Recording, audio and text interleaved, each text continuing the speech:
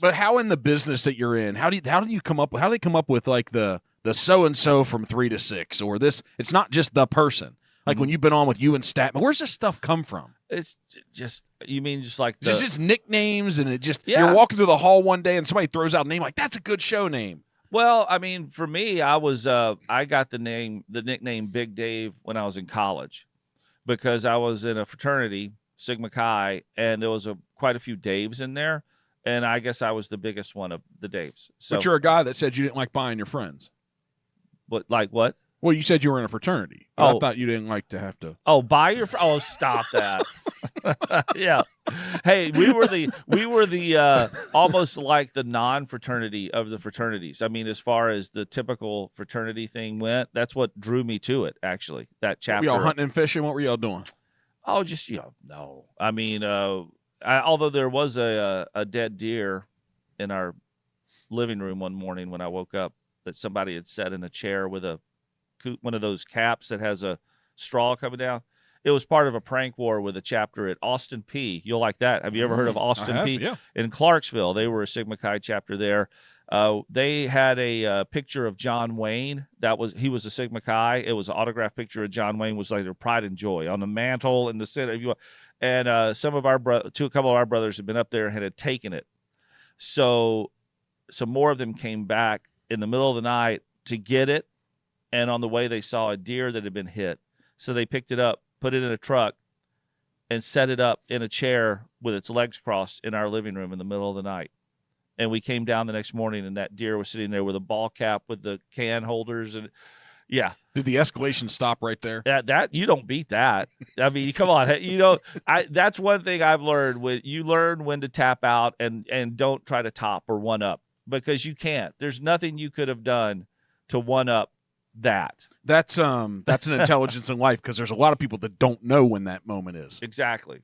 Right? That's one of the things they tell you in radio that bosses have told me and everybody that'll listen over the years is you always take the first exit.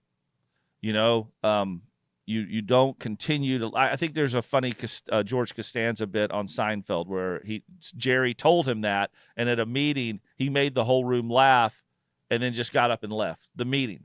Because he's like, that's it, I'm out. That's the way to do it in radio, television, or anything. Just don't keep trying because chances are if you busted up the room, what you have to say after that is only going to diminish that first big laugh you got. Can a stand-up comic do the same thing? Walk out and make one good joke and leave? No, they can't do that because they don't have anything else to go to. In radio, there's always traffic. So is that what's happening when you all go to traffic? Boing, no, you just feel, all right, that was a good moment. I'm going to hit the traffic bed. It's a transition. And then you go on and move on, When you guys go into, you've been doing this so long. What's the segment you're in right now? Is it in the evening? Yeah, 3 to 7. Okay. So I'm assuming it might be tough to keep yourself from falling into complacency because you've been doing it so long. Yeah, but you don't want to get complacent, but you also, one of my theories is anywhere, whatever time slot you're in, talk about what's relevant to the listener and don't try to drag the listener. You go to that. Don't try to drag the listener to what you think they think it should be relevant. History is littered with talk shows and radio hosts that tried to do that. And it's hard. I mean, unless it's something really compelling, if it's like here in Cincinnati, it's a layup. Right now, it's Lent. What did you give up for Lent? You'll get some great calls on that. Just do that. And let people. My philosophy is I don't have to be the funniest one in the room. I want other people to be funny. I want the callers. You're going to get gold out of callers. Things you never thought of. Let them dig their ditch. Let them do it. Yeah, let them have their moment too. I love having people call into the show. What's the best one you've heard about what they've given up for Lent so far? Have you been doing that this week? Well, I did it yesterday. Yesterday was because it was Fat Tuesday, and today's Ash Wednesday, obviously. I was asking people, what are you indulging on today that you're about to give up tomorrow for 40 days? And I thought that was a different way of asking it because, and then I got some great calls. This one lady called in and said they're giving up fast food. So she was having Skyline with the Skyway extra cheese on it.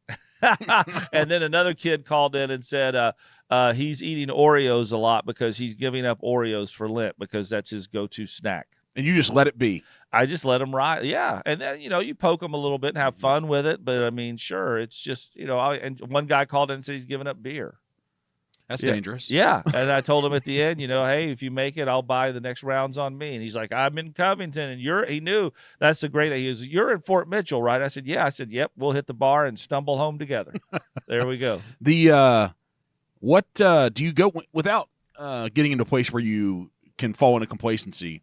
Where I was wanting to go here to get into a guy's brain who's really good at this and done it for a long time. Do you go into a show with a plan every time? Is the 4 hours planned out? You want to have a plan because you also have what you call benchmarks. You have things that hit at the same time every day. But you want to have a plan, but you also don't want to be a slave to sticking to it because you got to fill the room, and go, all right, well, this is taken over.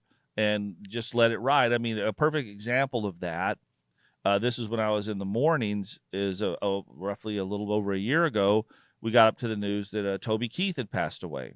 So, obviously we're going to do a lot of focus on that. So other things were already getting pushed aside that we had planned.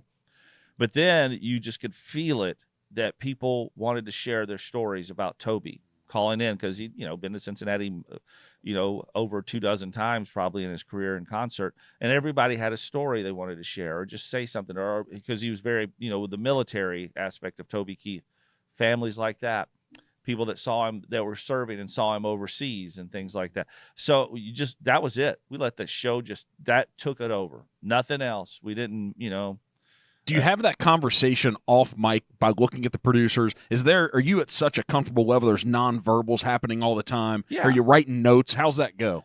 Yeah, but everybody that you work with, they have a feel.